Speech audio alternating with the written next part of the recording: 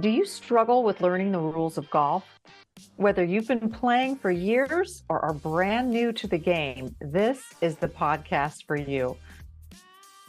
Welcome back to the Golf Rules School podcast with Blakey and Marcela. It's been a bit. I've missed you, Blakey. I've missed you too, Marcela, but it seems that we've been pretty busy in our parts of the world. Yes, you have been literally all over the world officiating for, oh, I sound like you now, officiating. You have been officiating on the Live Tour and the Asian Tour, correct? Yes, yep. My last one was just with the Asian tour. I was in China, Hong Kong, and Indonesia.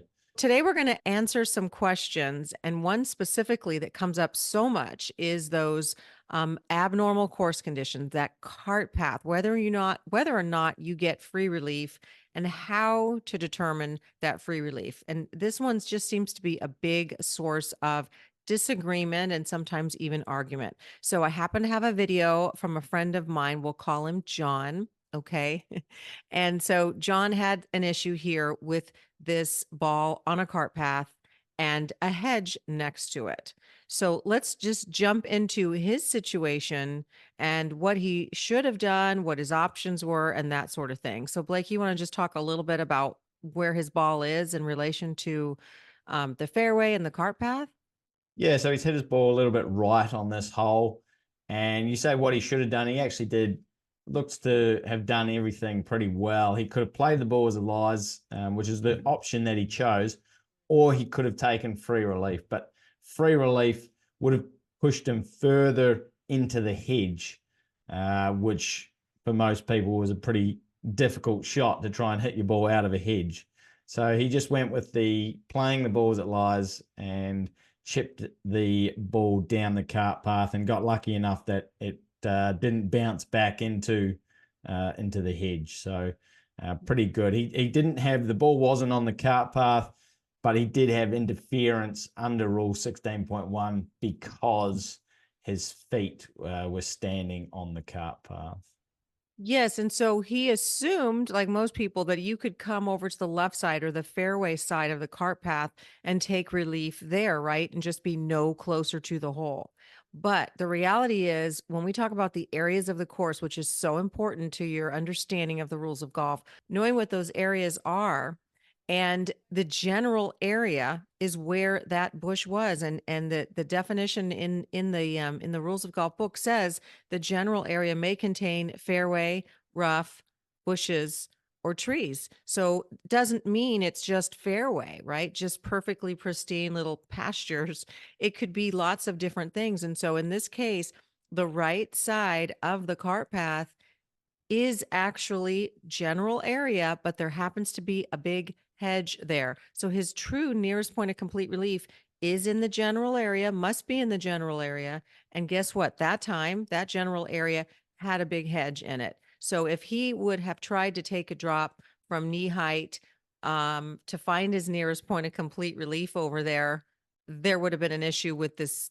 He wouldn't have had a stance, let alone been able to even drop it, right?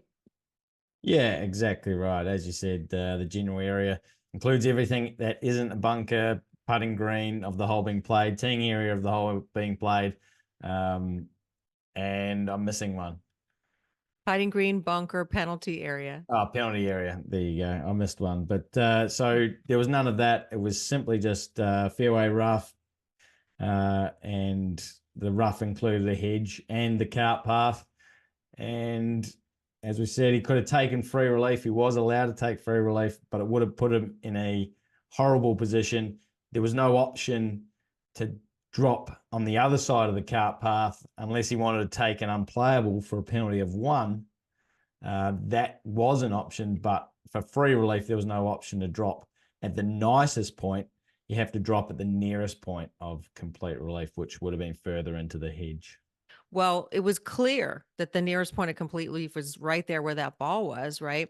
And so it's just unfortunate that it is in a bush. So that is his nearest point. It's his option. He didn't like his option, wasn't going to like it. So he decided to play it as it lies, and he had the skill to do that. So he hits his shot, played it as it lies, chipped it out, which was great. But then you're going to see here, he actually ends up next to a stake. So what does he think his options are at this point? Yeah, so he looks to move the stake, 15.2 movable obstructions, which was the right thing to do.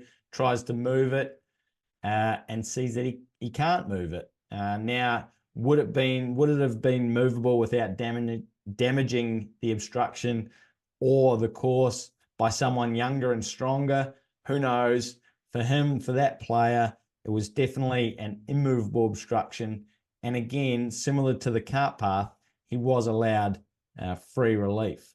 But luckily this time, he was on the left-hand side of the cart path where he could drop into general area that didn't have a hedge in his way. And so then we talk about when you are trying to determine your nearest point of complete relief, you're going to you can pull out the club you would use for that shot, right? So what would be reasonable? What do you think you would play to hit this ball?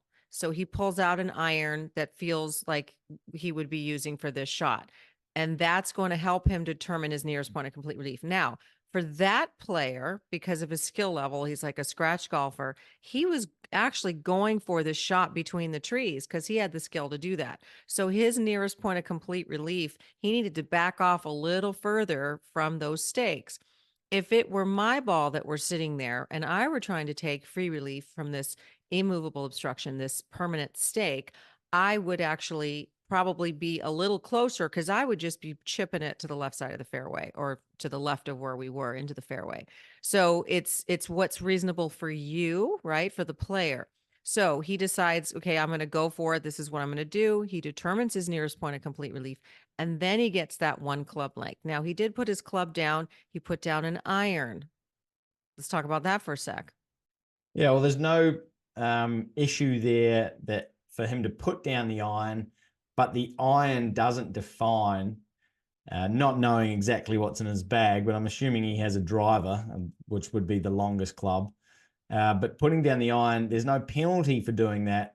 It's a guidance of where the relief area is, but it doesn't actually define the width or the diameter of the relief area. The relief area is defined by the longest club in your bag. And so if he was to drop just outside the iron and then it rolls back in, and then he said, oh, I dropped it incorrectly. Well, that's not actually correct because you'd have to actually work it out from the longest club in the bag, not the club that he's actually placed on the ground. Yes. So he's using it as a reference, as an estimate, but as long as he's not super near the edge of it, it's probably okay. You also don't have to leave or put a club down to measure. You can just estimate in general what your driver length is. And again, we mentioned longest club in your bag. It is the longest club in your bag, except for your putter. If you've got a really long putter, if the putter doesn't count, will never be considered your club length under the rules. So he goes. Surely our listeners don't have long putters. Surely no one uses a long putter. You know, it's funny because that is in the rules except for your putter. But yeah, I don't know if I think once in my life I've played with someone with that really long putter. That's it. Yeah, it's something that you see in the pro game, but surely no one in our, in the club game has a really long putter. Just stick to the short putter, people. Now he's went ahead and taken his drop, done that properly, and moves on. And he can, at that point, after he takes his drop, he did everything right. He used a club he reasonably would have used for the shot to determine that reference point, and from there determines his relief area, which is within one club length, no closer to the hole. So he's done all that right. Now, at this point, he could change his mind as far as the club he chooses, correct? Yeah, absolutely. He once he's got the ball back in play for the shot that he was going to play with the club that he'd chosen, if he finds that after it comes to rest in the relief area that he wants to try a different shot with a different club, that is allowed. And potentially it might mean that he still has, or he now has interference from the same condition, but it's a new situation because he'd already finished with the other situation. Really good point that. Mm-hmm. And so in this case, he was good with it and hits an amazing shot through those bushes and over to the green. So key points here are number one. I'm saying them out of order, but one of the most important points is knowing what your condition is. What's it considered? Because you know you're going to get some help from it, but what rule does it fall under? So if it is immovable, it's under those abnormal course conditions 16.1. And if it's movable, well, you're going to get some relief, but that's going to be that you're going to get to be able to move it. Yeah. It's working out whether it's movable, immovable, working out what your nearest point of complete relief. If you do take relief, it's an option that you make sure you take complete relief from it. There's some really good stuff coming out of that video that we've just chatted about. Yes, and then let's just go over one thing. It's somewhat related, which is sometimes people think that they have to tell people that they're going to take relief under a rule or a procedure.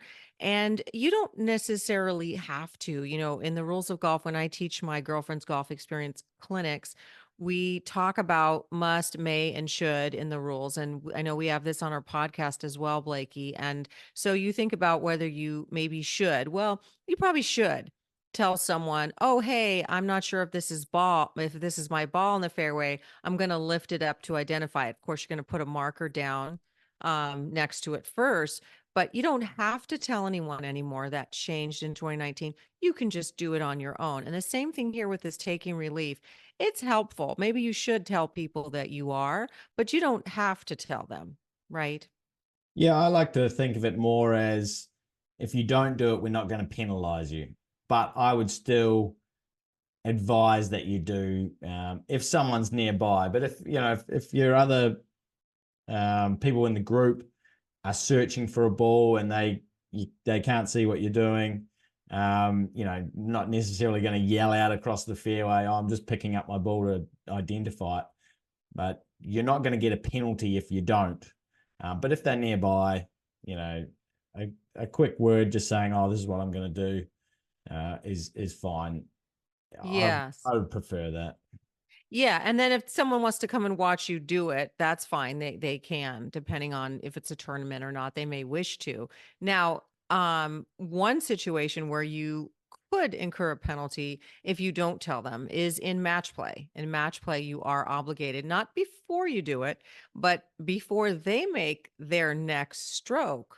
You should and actually must let them know about something that you did, not necessarily a drop, but something that would incur a penalty stroke. How would you explain that, Blakey? Yeah, that's pretty much the best way to explain it. If you're going to incur a penalty or you have incurred a penalty, you need to tell your opponent before they make their next stroke, because it may change the way that they actually make that next stroke. They may go for the green being aggressive, or they may lay up knowing that they have an extra shot. You have to tell your opponent before they make their next stroke if you incur a penalty. Yeah, and we would love to hear from you in Blakey's community, Golf Rules Questions. And as many of you know, he has another podcast, the Golf Rules Questions podcast, which is very advanced. If you are a rules official, a tournament pro, or on tour or caddy, I'm sure you already know about it and you're listening. For the average player, it might be too advanced because they're very complicated. But it's a fantastic podcast. And I listen to it literally driving, getting ready in the morning, you name it. I'm listening to it all the time. And quite often I have to rewind because there's just it's a lot of complicated stuff in there. But he has a really nice open forum to where you can ask him rules questions. And I would love for you to post here either on my social channels, Girlfriend's Guide to Golf, or Blakey's, or here in the podcast platform, questions if you have them about the rules of golf. And, while you're at it, leave us a review, because we are so new together for this podcast and haven't done much, and really would love to hear what you all would like to hear from us and what best supports you. What, do you want more stuff on match play? Do you want more foundational stuff? Do you want it more advanced, more simplified? What works for you? Because that's what we want to do, is really be the most supportive that we can. Yeah, just ask questions. Thanks for listening again and watching to the Golf Rules School podcast. We'll see you guys soon. Officiating for, I sound like you now. Officiating for. Are you going to leave that in?